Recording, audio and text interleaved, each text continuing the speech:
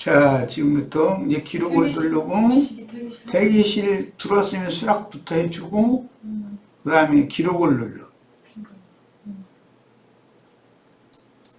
그러고도, 거기, 컴퓨터의 기록. 컴퓨터의 기록을 다시 눌러줘. 거기. 위에, 오케이.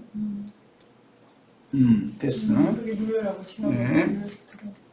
자, 오늘은 욥기 이제 39장 말씀으로 들어갈 겁니다. 그런데, 이상하게 세월이 좋아지기를 바라는 마음과는 반대로, 예기치 않게 이렇게 세월이 점점 험악해지니까,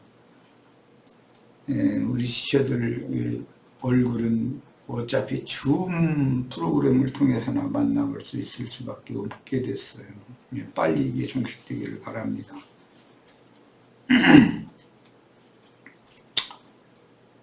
같이 기도해 가면서 신앙을 이럴 때일수록 견고하게 이게 믿음을 잃지 않도록 계속 기도해 가면서 매번 있는 집회에 어떻게든지 시간 투자를 해서 꼭 참여를 하시고, 줌 집회에 참여하는 것이 제일 좋고, 만약에 줌 집회 참여를 못하면은 그걸 대비해서 유튜브에 또 다음 카페에 자료를 또 올려드리는데, 시간이 나을 때 꼭 접속해서 말씀의 그 강론, 내용, 흐름 이런 것을 전체의 흐름을 잘 파악을 하고 꼭 신앙을 지키셔야 됩니다. 이때는 각자 자기 신앙 지키기도 어려운 때예요. 어마어마한 시험의 때죠. 지금 세상이 먹고 살기 위해서 어려운 시험 당하는 것보다 신앙을 지키기 어려운 시험이 가장 큰 시험이라고 생각을 꼭 하셔야 됩니다. 자, 이제 욥기 39장 본문 말씀을 읽고 시작하겠습니다. 욥기 39장 우리 시청자들도 다 같이 성경을 펴도록 합니다. 색한 자의 음소거가 듭니다. 예를 눌러줘. 거기 가운데에 새로 참여하는 사람들 전부 음소거를 할 거라고. 여기에서 창이 아니 창이 이쪽에 떴잖아. 가운데 사람들 얼굴 나오는 창에 보면 거기에 예를 눌러주라고. 음소거를 다 시켜야 되니까 예를 눌러줘. 눌러. 됐어. 자, 본인의 성경책으로 성경을 읽습니다. 욥기 39장 1절에서 30절입니다. 이게 이제 주제는 욥과 그 친구들을 설득하기 위해 하시는 말씀이고, 특히 욥을 설득하시느라고 하시는 말씀인데, 들짐승 이야기를 하고 있고, 이제 옛날에 이제 전장에서는 그 말을 타고 접전을 했었기 때문에 그 우직하고 헛되이 용맹한 칼소리, 창소리, 막 화살이 날아다니는 소리 이런 것도 그 말은 전장의 그 군마는 두려워하지 않는다는 거잖아요. 왜 이렇게 들짐승이나 군마를 비유로 들어서 욥에게 이런 말씀을 전하고 계실까, 이것을 잘 생각을 해가면서 읽으시기 바랍니다.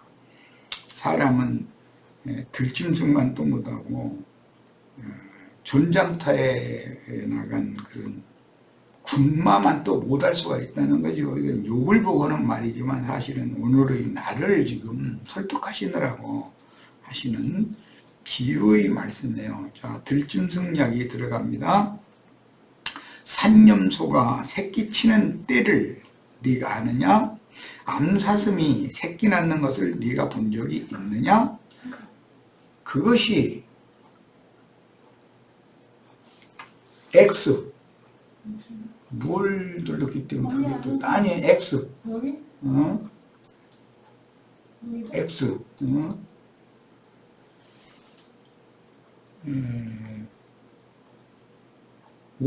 모두에 대한 회의 종료? 취소. 어디가 취소나? 거기 검은 판에 취소가 나와 있잖아. 왜 그런 게 갑자기 뜨나? 뭔가를 당신이 손을 대서 그래. 자, 정신을 되게 산만하네. 정신을 다시 집중해서 말씀으로 들어갑니다. 암사슴이 새끼 낳는 것을 네가 본 적이 있느냐? 그것이 몇 달 만에 만삭되는지 아느냐? 그 나올 때를 아느냐? 산염소, 이제 산양, 이런 그 들짐승을 예를 들었고, 암사슴, 이것들이 잉태하는 기간은 몇 달 또는 몇 날이 걸리고, 어떻게 해산을 하고, 이런 이치를 네가 아느냐라고 이렇게 물으시고 계셔요. 그런데 이제 그때 당시는 산염소나 그 사슴이 잉태하고 또 만삭이 되고 해산하는 걸 사람의 눈에 띄지 않았기 때문에 아무도 알 수 없었죠. 그러나 이제 현대는 생물학자들이 이제 이런 걸 다 연구를 하니까 산염소나 산양은 평균 145일에서 160일의 임신 기간이 있다고 그래요. 그러니까 잉태한 지 한 145일에서 160일 되면 만삭되어져서 해산 기간이 차는 거죠. 사슴의 경우는 이제 180일에서 210일 정도 걸린다고 그래요. 그러니까 이제 사람은 280일에서 뭐 300일 이렇게 걸리는데 그런 거 이런 기간도 하나님이 이렇게 정하신 것이죠. 그런데 욥이 하나님에 대하여 너무 아는 체를 너무 많이 했기 때문에 지금 뭐 욥이 전혀 상상도 하지 않았던 질문을 하시는 거예요. 이제 욥이 생각할 때는 하나님과 따지겠다 그랬는데 하나님과 따질 때 하나님 욥에게 막 난해한 고난이 놓였던 문제를 낼 줄 알았는데 너무 그냥 자연계의 이치를 들어서 이렇게 평범한 이야기들이거든요. 이게 질문하는데 사실은 욥은 전혀 상상도 못하던 그런 질문을 지금 받는 중이거든요. 이걸 잘 생각을 해보세요. 그러면 왜 욥기 38장에서 욥을 설득하시는 말씀, 태초 창조가 어떻게 심판을 받았고 회복이 되어져서 구속사의 첫사람인 아담 세계가 어떻게 이어지고 있고, 이런 것들은 욥은 이미 욥기 9장의 말씀을 보면 그 선조 대대로 구전으로 이 복음이 모세가 모세오경을 썼다 그러지만 창세기 기록이라는 것은 모세가 태어나기 훨씬 사람의 시간으로는 계산할 수 없는 그런 멀고 먼 시간으로부터 있어 왔었던 것을 그 셈의 이 후예들에게 그 조상으로부터 대대로 이렇게 구전으로 전해졌다는 거예요. 이것이 모세 때부터 이렇게 책에 기록하는 기록이 되어져 가지고 후대에 전해졌죠. 요즘에 우리 출애굽기 마침 읽고 있는데 출애굽기 23장에 보면 19장에서부터 여호와께서 시내산에 강림하셔서 모세를 불러 올려서 40일 동안 금식을 시켜가면서 말씀을 주셨는데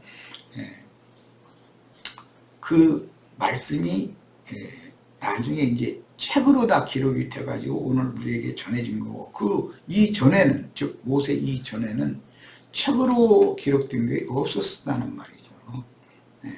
그래가지고 이게 구전으로 이렇게 전해졌어요. 아담 세계는 이미 1000년씩이나 이렇게 가니까 구전으로 전해지는 것이 오늘날 우리 성경 책으로 이렇게 유전되는 것과 방불하게 큰 효력이 있었죠. 하나님을 만난 사람들이 하나님은 이런 분이었고 인간은 이런 것들을 이렇게 수종해 주시고 어떻게 은혜를 베푸시고 어떻게 징벌도 하시고 이런 하나님이다 라는 것을 대대로 이렇게 구전을 했던 것이죠. 전해졌던 것이죠. 그런데 이제 훗날 예수님이 오셨을 때는 이게 이제 유대인의 관습이 돼서 장로들의 유전이라는 것이 이제 흘러내려왔어요. 근데 그것이 오히려 많은 오류들이 있다는 것이죠. 그래서 이제 우리는 기록된 말씀 밖으로 나가지 말라라고 하는 말씀, 성경에 그러한가에서 상고를 반드시 해야 된다고 하는 거. 그래서 우리는 굉장히 믿음의 그 표준을 성경에 들 수 있는 좋은 시대를 살고 있는 거죠.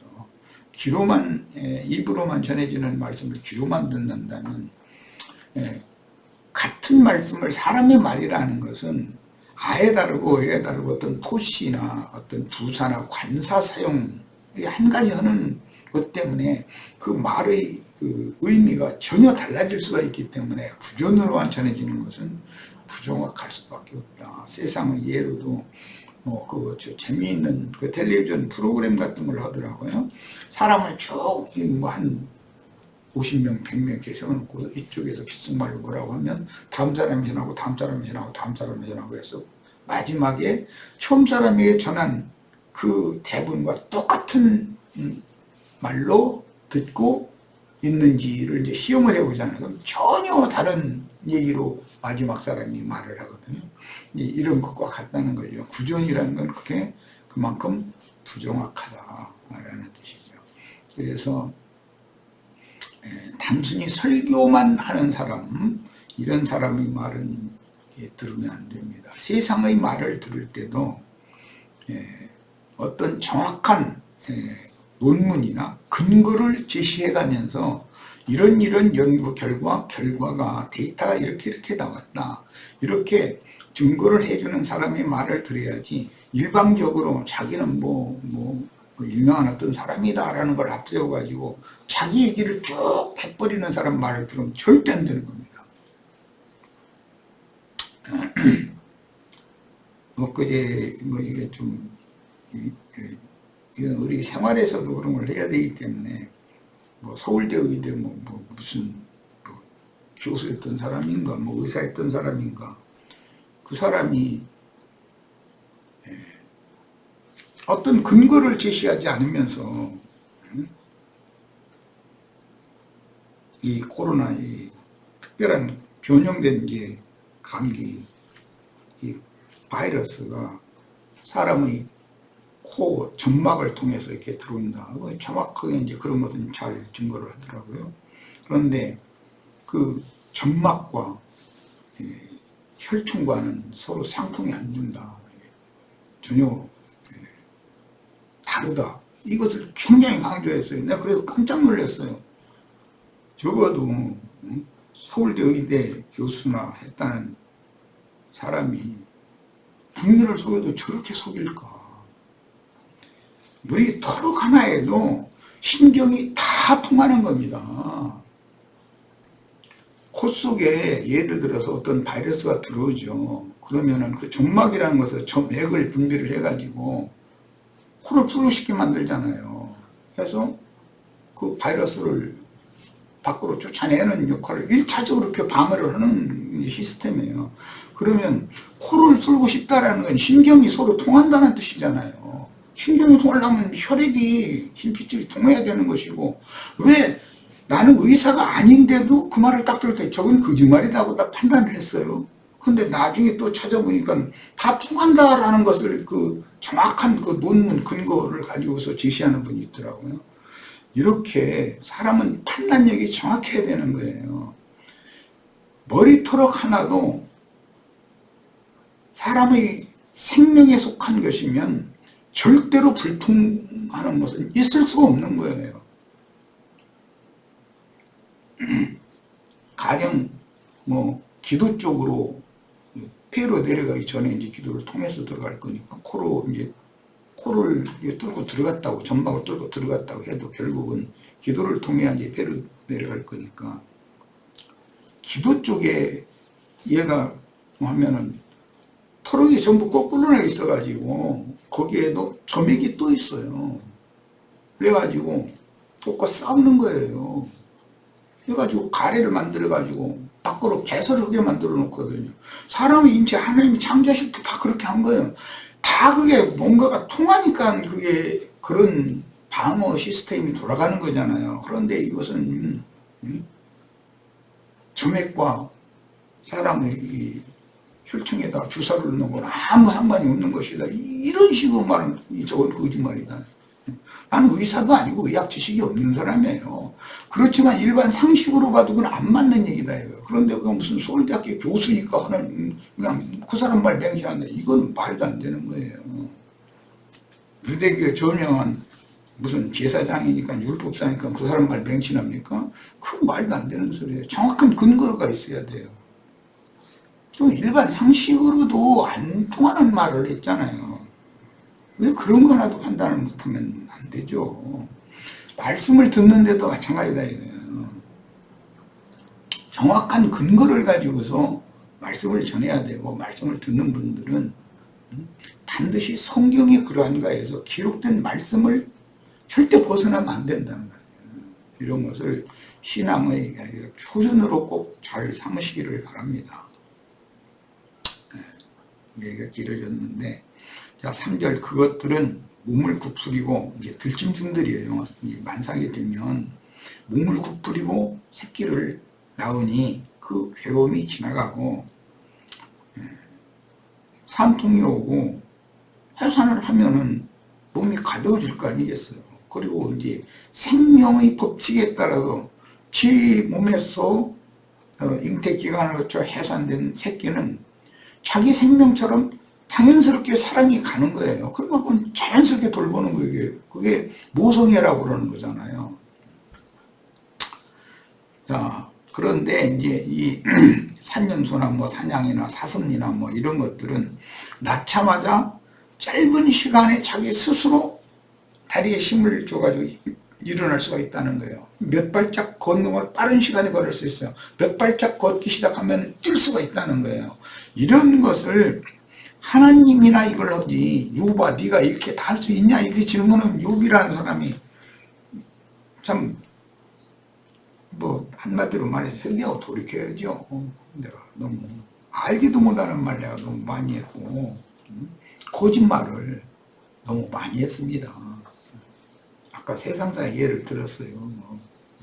이런 어떤 몹쓸 이 바이러스 균이 사람에게 침입할 때도 사람은 3중 4중으로 보호 장치를 다 하나님이 두고 계시거든요. 그런데 그게 만약에 피의 흐름과 신경의 흐름과 이런 것이 안 통한다. 그럼 다 죽는 거죠. 그럼 다 죽죠. 어떻게 방어를 하겠어요? 그럼 말도 같지 않은 얘기를 하는데도 너무나 많은 사람들이 그냥 맹신해버린다. 이것은 난 볼 때 너무 안타까워요. 어떻게 사람들이, 나는 의학 지식이 없지만 딱 그 말을 들을 때 이건 거짓말이다. 무슨 근거를 그럼 대야 되는데 근거도 되지도 않고. 그런데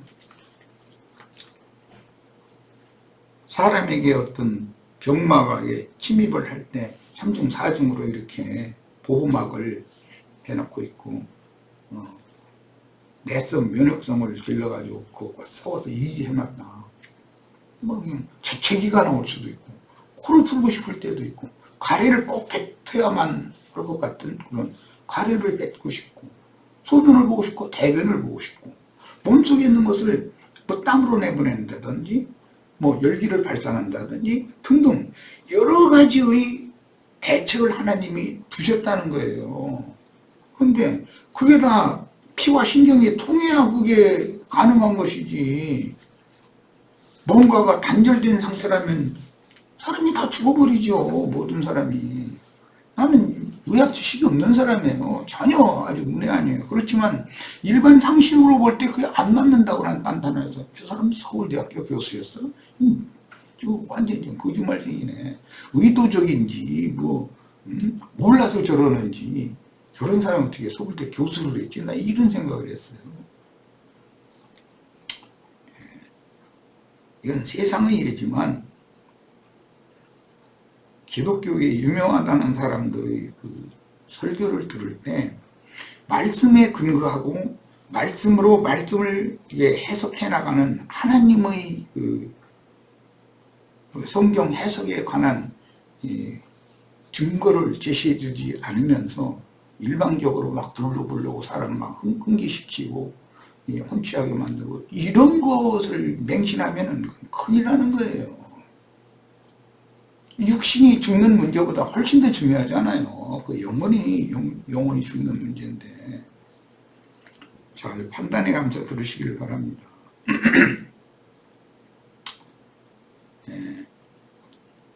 그것들은 몸을 구부리고 새끼를 낳으니 그 괴로움은 지나가고 그 새끼는 강하여져서 빈 들에서 크다가 나간 후에는 다시 돌아오지 아니하느니라. 이게 이런 것을 왜 하나님이 쓸데없이 욥에게 지금 이런 말씀을 하실까를 꼭 생각을 하시기를 바라요. 하나님같이 지혜로운 분이 없는 건데 욥같이 교만하고 지혜가 있고 지식이 있다고 자부하고 있는 사람에게 이런 말씀을 할 때는 너는 들짐승만 또 못해. 이 얘기 지금 하시는 거잖아요. 네가 그렇게 아는 게 많아? 알면 뭐를 아는데? 네가 아는 것이 정확한 게 있어? 지금 이 얘기거든요.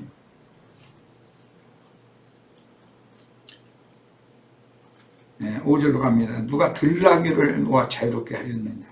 누가 빠른 나귀의 매인 것을 풀었느냐? 내가 들을 그것의 집으로 소금 땅을 그것이 사는 처소로 삼았느니라. 이런 말씀도 우리 읽으면 무릎을 치면서 감탄해야 되거든요. 이 우리나라 쪽에는 이 들나귀가 없지만 그 중동 지역에는 들나귀들이 이제 많았다는 거죠. 그런데 그 들나귀들은 사람들이 잘난 체하고 아무리 소란을 떨 별짓을 하고 시끄럽히고 뭐 서로가 물고 먹느라고 전쟁을 이렇게 별짓을 다 해도 눈 하나 깜짝 안 난다는 거예요. 그것과 상관없으니까. 인간들이 잘난 체 하는 것과 상관이 없어요.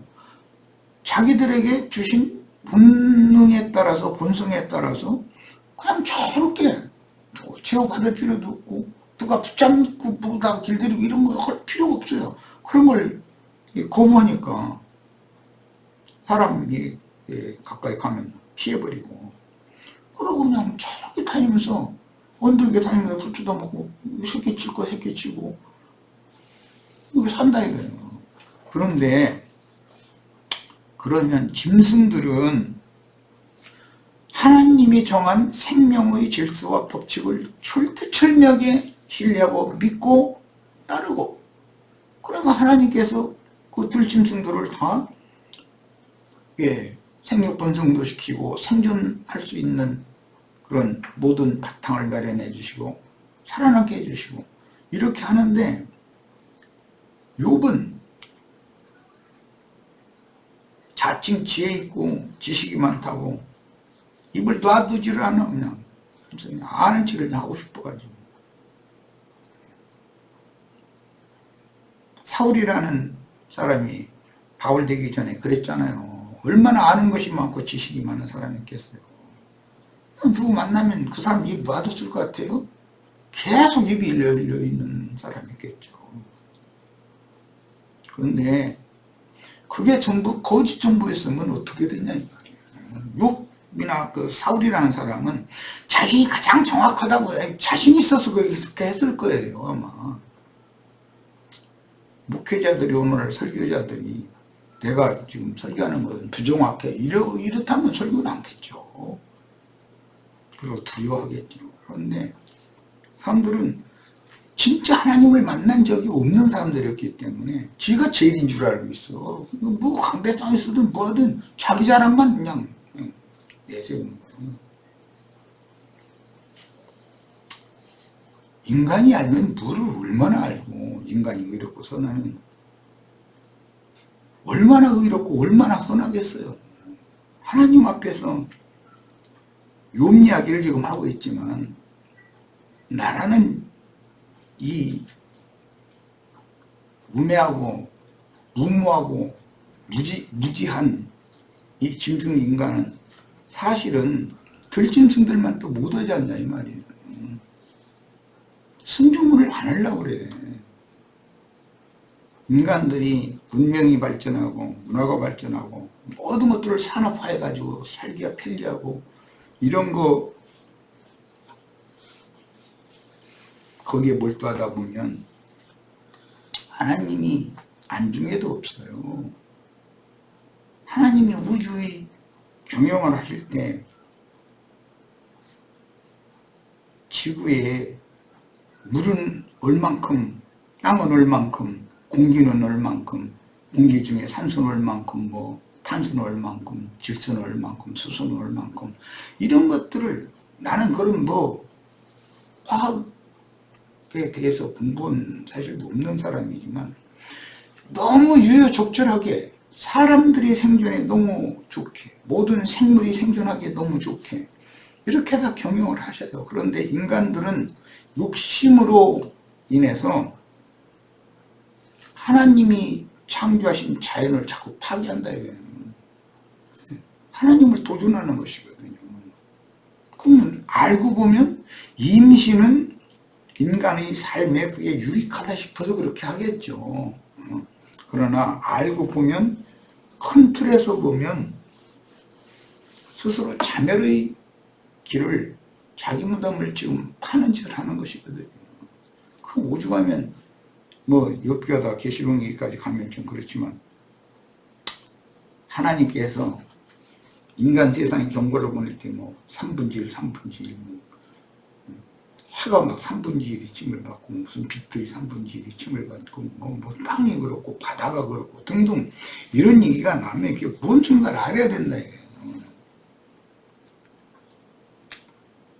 인간들이 하나님의 창조 질서를 거역하니까 거기에 대해서 경고를 보내시는 거잖아요. 자연이 파괴되면 그만큼 인간의 삶에 되려 침해가 온다는 거예요. 그런데 사람들은 임시 산업화하고 생산성이 높은 것을 이렇게 기계화하고 뭐 공정화해서 뭐 그냥 대량 생산해서 뭐 부자 되고 이런 것만 혈안이 되어 있다 보니까 눈 하나 끔찍 않고 그냥 하나님 앞에 막 도전을 해버리는 거예요. 계속 경고를 보내셔도 안 들어요. 그런 사람들이 하나님의 경고에 대해서 증거하는 이런 증인들이 어떤 증거가 있으면 그 사람 말이에요. 우리가 추구하는 것과는 좀 반대되는 소리만 하고 우리가 추구하는 것을 더디게 만들고 못하게 만들고 이런 놈 처단해버려야 돼. 이런 생각을 갖고 있다 이거예요. 그럼 되냐고. 들나귀는 성읍에서 짓거리는 소리를 비웃나니 그런 데잖아요. 들나귀는 여기 성읍에서 짓거리는 소리 그냥 왁자지껄한 거 이게 상징이고 막 서로가 잘난 척하고 전쟁을 하고 뭐 사업 일으킨다고 뭐 공장소에서 뭐 연기 막 뿜어내고 뭐 이제 등등 여러 가지 하는 거죠. 뭐 이런 것들 서로가 잘난 체 하면은 다툼이 일어나기 마련이거든요. 인간 욕심이라는 건 서로 전쟁까지 하는 거니까. 그런데 들나귀는 그런 것과는 아무 상관이 없어요. 인간들이 잘난 체를 하거나 말거나 자기네들은 자기네 들나귀를 창조해서 생존의 법칙을 주신 대로 편안하게 자유롭게 다니면서 그러고 풀 뜯고 다니면서 이러고 사는 거예요. 구속을 받지 않아요. 뭐에게도.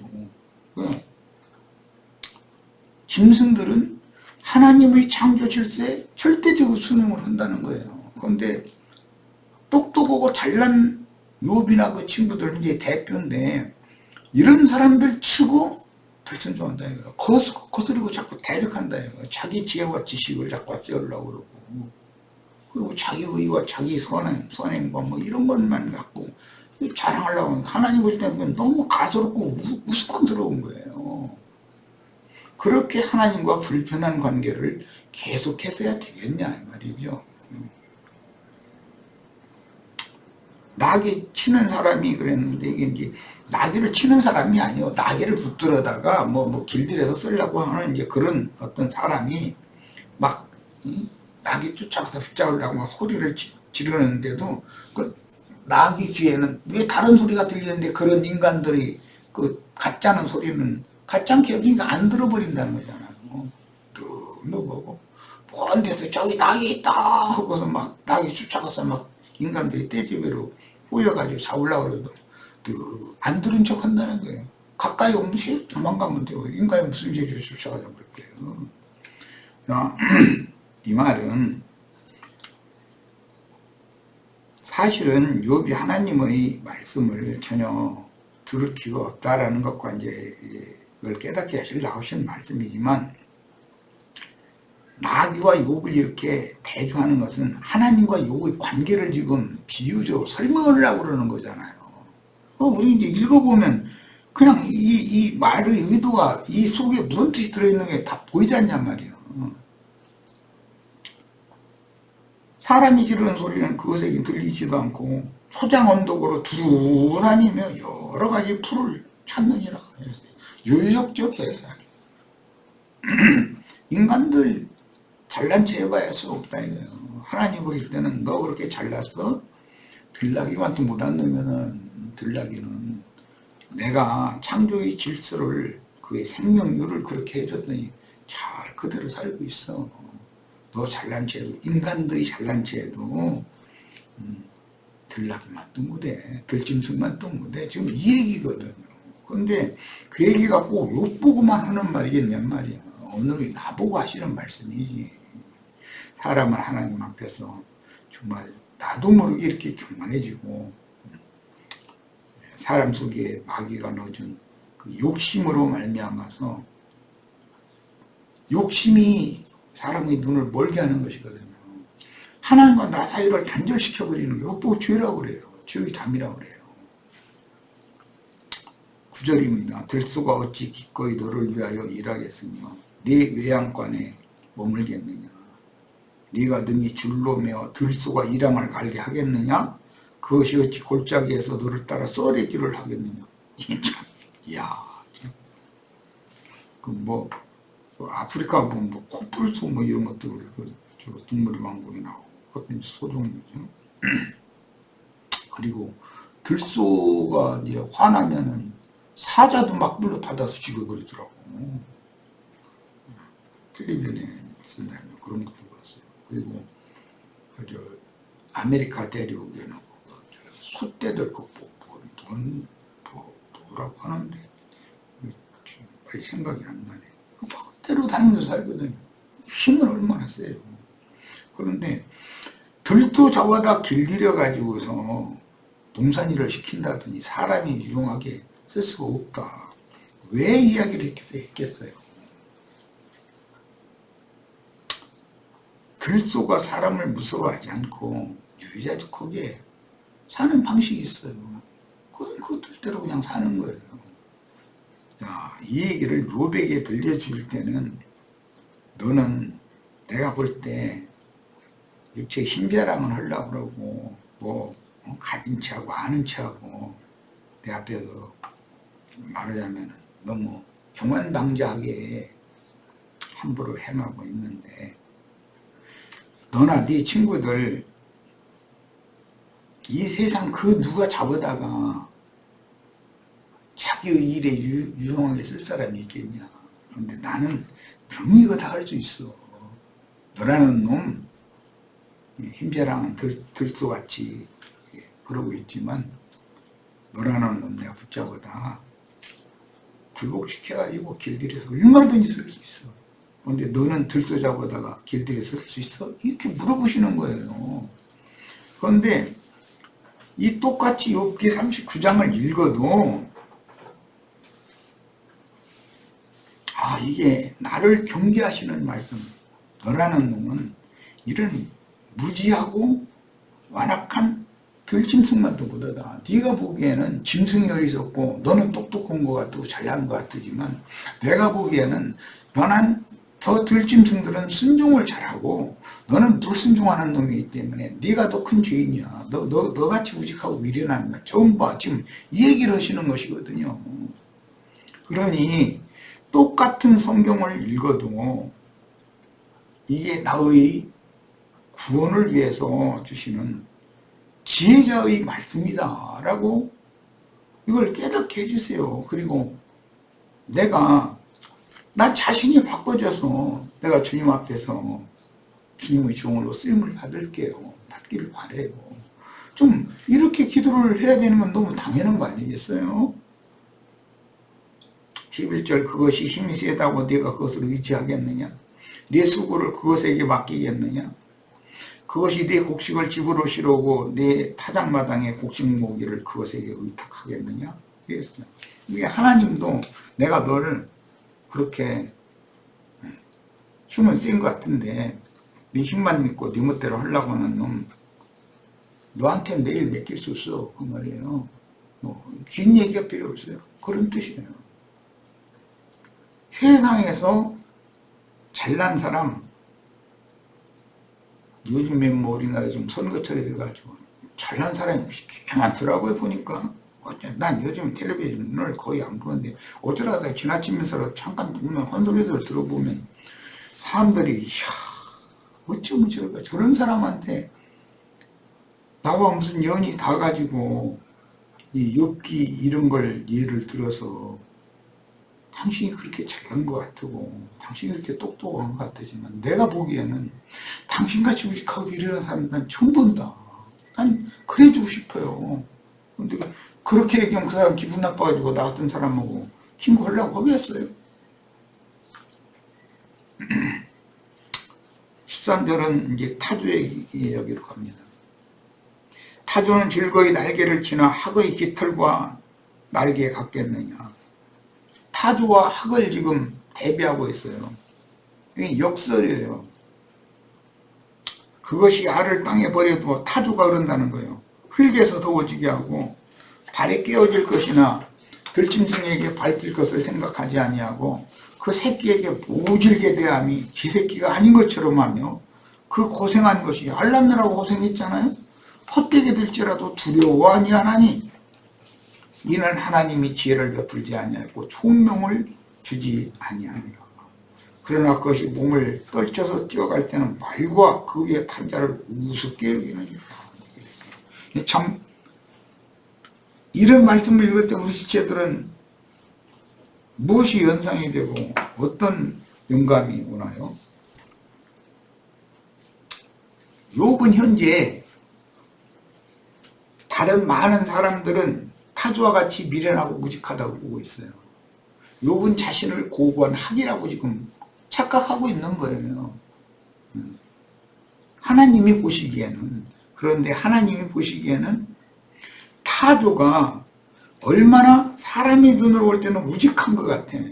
지 새끼 알을 낳고서도 흙속에다 또 떨어뜨려 놓고 그냥 떠나버린다는 거예요. 그러면 사람이 판단할 때는 저 참 미련하네, 새끼들 볼지도 모르네, 이렇게 판단하죠. 그렇지 않아요. 하나님이 말씀하시는 의도는 그렇게 네가 멸시하고 미련하게 보는 타조는 내가 생명의 질서를, 그의 생활 방식을 그렇게 하도록 정해준 대로 한다. 자기 새끼도 나에게 다 맡긴다 이거. 알을 부화시키는 거 내 손에 달렸다. 하나님께 다 맡겨버려. 타조는. 인간들은 어떤 짐승이 지나가다가서 이거 내 알 밟으면 어쩌지? 이거에 두려워하다 보니까 그래서 은행이 장사가 잘 되는 거예요. 고려대공업자들이 그래서 장사가 잘 되거든요. 보험회사가 유지가 잘 되는 거고. 그건 무슨 뜻이에요? 나를 세상에 보내신 주물주의 전능성을 믿지 않는다는 말이잖아요. 근데 타조는 그냥 본능대로 사는 거예요. 하나님의 절대 권위와 하나님의 절대적인 능력을 그냥 맡겨버리는 거예요. 하나님은 그 타조 알 흙속에다 놔놓고 그냥 떠났는데도 하나님이 알아서 햇빛 적당하게, 바람 적당하게, 수분 적당하게 해가지고 부화시켜. 타조 종자가 없어지는 게 아니잖아요. 이것을 생각을 해봐야 된다 이거예요. 우리는 항상 그래서 내가 교만함으로 인해서 교만한 것의 특징이 나타나는 결과는 믿음이 없는 거예요. 얼마나 하나님의 전지전능하심과 하나님의 살아계심을 믿지 못하고 나의 지혜와 지식 이걸 동원해서 나의 인생을 내가 개척해 보려고 애쓰고 뭐 하면 되는 것 같고 얼마나 우직하고 미련하냐. 너는 고고한 학인 것 같지만 사실은 너는 타조만 뚱어대 이 얘기를 한 거예요. 오늘 우리는 이런 말씀을 통해서 하나님의 엄중한 경고로 다왔고 나 자신이 얼마나 무직한 들짐승만 또 묻은 인간인가를 꼭 생각해보는 시간이 되기를 바랍니다. 네, 첫 시간은 여기까지에서 마칩니다. 잠시 쉬었다 갑니다.